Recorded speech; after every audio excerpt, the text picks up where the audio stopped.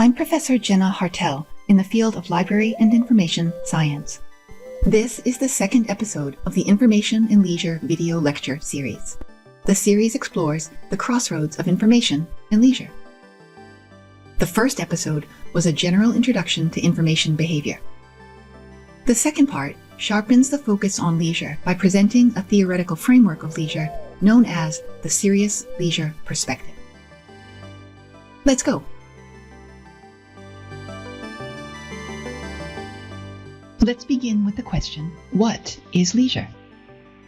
Studies of time use have found that for most people, a typical day involves 4 types of activity. Paid work is what people must do to meet their economic needs. Unpaid work consists of obligations such as commuting, childcare, and cleaning the house. Self-care is the substantial time spent daily on eating, sleeping, or hygiene. Everything else falls into a residual category known as free time. Leisure occurs within this last category, and the dictionary defines it as the use of free time for enjoyment. According to a recent study of daily time use, most Americans have 5 hours of leisure time each day, and more than half of that is spent watching television. A theoretical framework of leisure, the serious leisure perspective, shows that there's more to leisure than watching television. It is the life's work of Dr. Robert A. Stebbins, an American-Canadian sociologist who spent his career at the University of Calgary, Canada. As a young sociologist in the 1970s, Dr. Stebbins noticed there was no good sociological definition of amateur. He began to conduct studies of amateurs. He documented the leisure experiences of amateur magicians, comedians, barbershop singers, outdoor adventurers, committed pleasure readers, among other leisure enthusiasts. Over time, his research formed a chain of thematically linked studies, a process he called concatenated exploration. Along the way, informed by the field studies, came a host of grounded theories such as serious leisure, casual leisure, project-based leisure, and occupational devotion. Each will be discussed shortly. This sprawling body of research is known altogether as the serious leisure perspective. Metaphorically speaking, it is like a map of the leisure universe, but with added layers and dimensions. The Serious Leisure Perspective website is a great resource to learn more. It outlines the SLP's main concepts, history, and there are empirical research instruments that scholars can borrow. The website includes a full-text digital library and selective bibliography organized by themes. A strength of the SLP is its use as a classification system of leisure. At the very top is leisure. Under the banner of leisure are 3 major forms: casual leisure, project-based leisure, and serious pursuits. Descending from these major forms are various subtypes. Let's take a closer look, beginning with casual leisure. Casual leisure is immediately, intrinsically rewarding, relatively short-lived, pleasurable activity requiring little or no special training to enjoy it. It is fundamentally hedonic and engaged in for the significant level of pure enjoyment or pleasure found there. For example, taking a nap is quintessential casual leisure. It takes no special training or knowledge to nap. Napping is short-lived, and you wouldn't want to nap all day. It is non-cumulative since one nap doesn't build on another. A good nap is restorative, but not profound. That's not to say casual leisure is insignificant. It is very important for its sheer pleasure and for rejuvenation. 8 subtypes of casual leisure are identified in the SLP. In each subtype, there are innumerable expressions. Play would be frolicking with a pet. The nap we just discussed is relaxation. Passive entertainment is watching television or listening to music. Sociable conversation occurs when talking to a friend on the phone or chatting at a party. Sensory stimulation is having a glass of wine or kissing, among other physical delights. Let's pause to reflect on your casual leisure experiences. What's your favorite type of casual leisure? If you're in an online class right now, go ahead and answer in the chat. And also consider, did you have to learn how to do it? And would it feel good to do all day?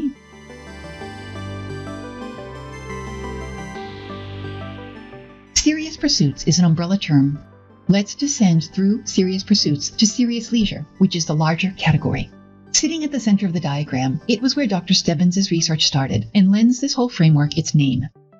Serious leisure is the systematic pursuit of an activity that participants find so substantial and interesting that in the typical case they launch themselves on a leisure career centered on acquiring and expressing its special skills, knowledge, and experience. There are 6 distinguishing qualities of serious leisure. Let's review them in the hobby of rock climbing. 1. There is a need to persevere at the activity, as when an intrepid rock climber faces a particularly daunting part of a climb. 2. There is the availability of a leisure career in which a rock climber may advance over the years from beginner to expert. 3.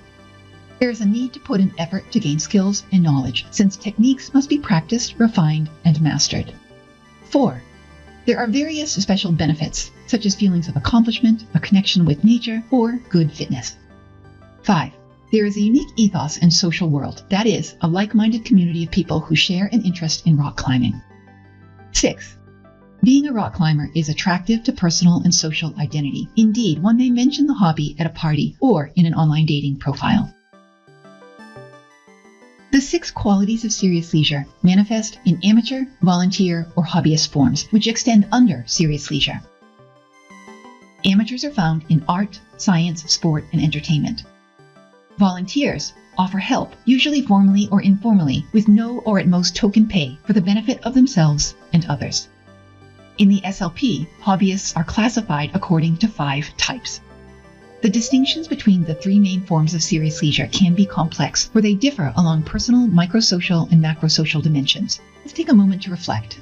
Do you have any serious leisure in your life, and what is it?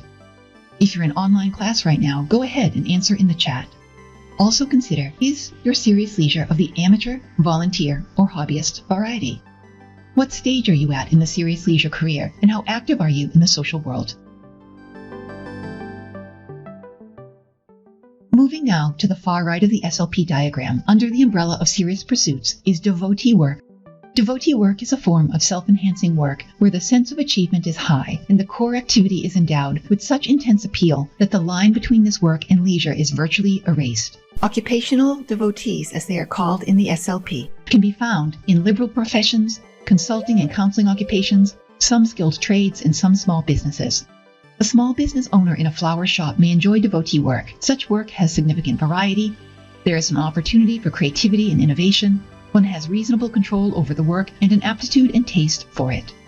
Occupational devotees are very fortunate, for they have paying jobs that have many of the qualities of serious leisure. A third major form of leisure is project-based leisure. Project-based leisure entails a short-term, moderately complicated, infrequent creative undertaking carried out in free time. 2 subtypes of project-based leisure have been identified. One-shot projects are executed just once.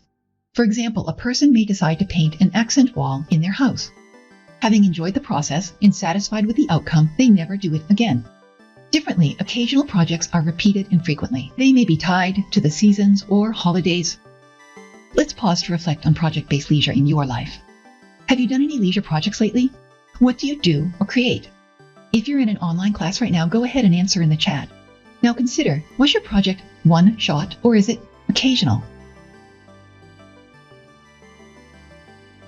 Let's address a common misunderstanding of the SLP.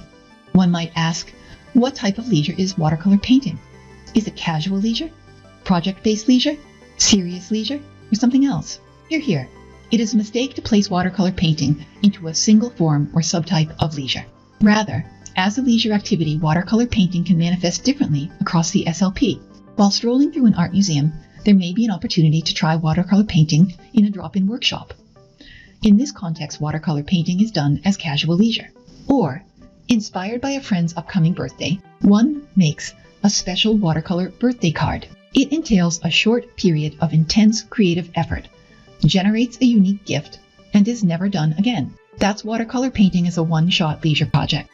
Or one may spend many years watercolor painting and being active in its social world, sometimes selling paintings at art fairs. That is watercolor painting as a serious leisure amateur. To be clear, most activities that can be imagined as leisure can occur across the serious leisure perspective.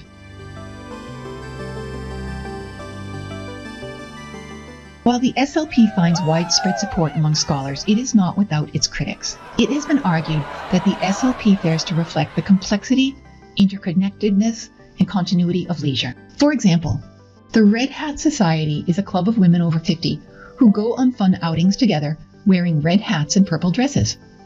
Research into the nature of the Red Hat Society as leisure has found that it has qualities of both casual and serious leisure.